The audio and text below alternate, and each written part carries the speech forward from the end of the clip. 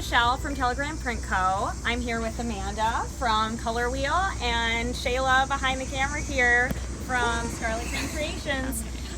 We are going to look around the garden here today at Post in Detroit, and Amanda's going to show us all of her plants that she uses to make natural dyes. We are a collective of 3 independent natural dyers. We came together in 2015 to localize our art making materials.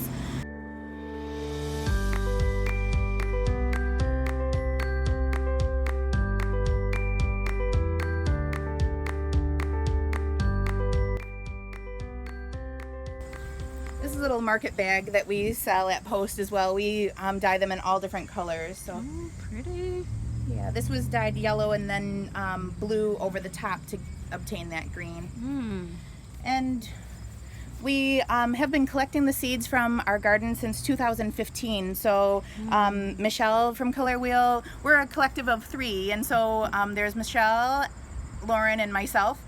Michelle is a trained illustrator, and so she does illustrations for these cute little seed packs. And this is Japanese indigo. It contains the seeds in there and some information. Here's our tried and true pack. It contains the 3 primary colors, so yellow, red, and blue. These are madder seeds, weld, and woad. Right here is the madder plant. These are just 1-year-old plants. It takes 2 years to get the seed, 3 years to get the dye, and we use the roots, and so it just keeps maturing, and those roots continue to grow larger and larger and more mature so that we can harvest the plant color. And is that color a purple, you said, or red? It's a red. Okay. Yep, it's a bright red. It's the color of the stripes in the American flag. Oh, nice. Yeah. So, and indigo is actually the blue behind the stars. Oh, yeah. So natural dyes have been used for thousands of years, and we don't have as rich of a history of natural dyes here in America because the Industrial Revolution really took over at the same time as discovering the first synthetic dyes. But, you know, cultures all over the world have very rich histories, and it was actually through the Africans that were brought here to our country that we were able to obtain the information about indigo. Here it is. It has a really cute little pink bloom, but we get the dye actually from the leaves. We collected some the other day, and this is the color that we were able to achieve from the fresh indigo leaves. Pretty. When the oxygen hits the leaf, then that's what creates the blue dye. So when you dye indigo fabric, you'll see that you put it into a solution of like a yellowy kind of solution, and when you pull it out, then it will turn blue because the oxygen connects to the molecules and creates that blue dye. So these have just been oxidized. Nice. We use this as a filter, so you can see where all of the dye went through in a bucket as we were filtering the leaves out to just get the color. Nice. Yeah. What material is that? This is silk.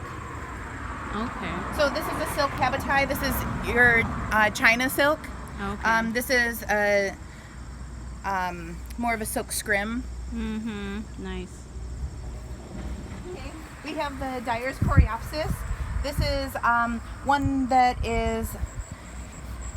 attracts a lot of pollinators, and they're good for the garden and good for crops and everything, and so then they will help with pollinating other plants around the area, but they collect from these flowers, and the flowers will reseed themselves, so a larger plot will grow every year and kind of fill in this space.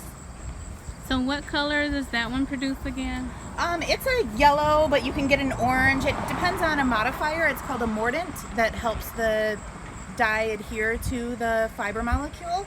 And so depending on what kind of mordant you use, then you can get a range of yellows and oranges. Nice. Yeah. Okay, what else do we have? Let's see, we've got orange cosmos. This is a bright orange dye, and you can mix it with a yellow to get like your golden yellows and things, but that is a very bright orange. We've got black-eyed Susan that can give you a range of olive greens to into like the yellows to olive greens is what we get from those.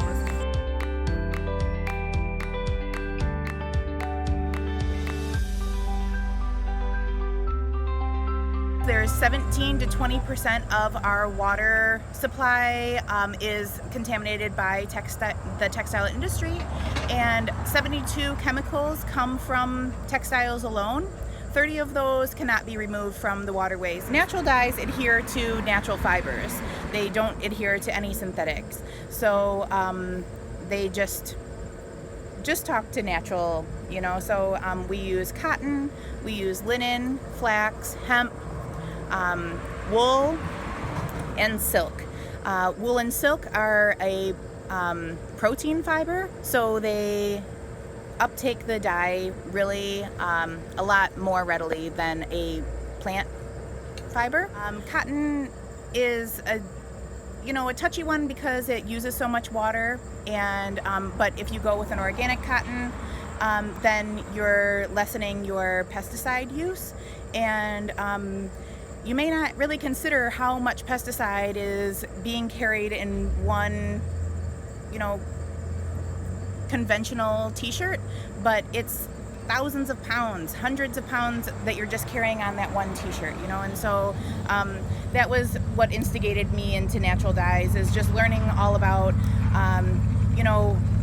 all the impacts and all of the pesticides. You think about the people that are growing that, who have to inhale that when they're picking the plants, and then it goes through all the way down to our waterways. And so just lessening the impact and knowing the source of your materials is a really important thing that helps you to be a more informed consumer.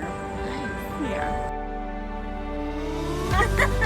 Thank you so much for showing us around your garden and You're teaching welcome. us a little bit more about your process and your sustainable practices. Of course. Yeah, and if you guys want to learn any more, join us for our panel discussion on sustainability at Post Detroit on September 25th.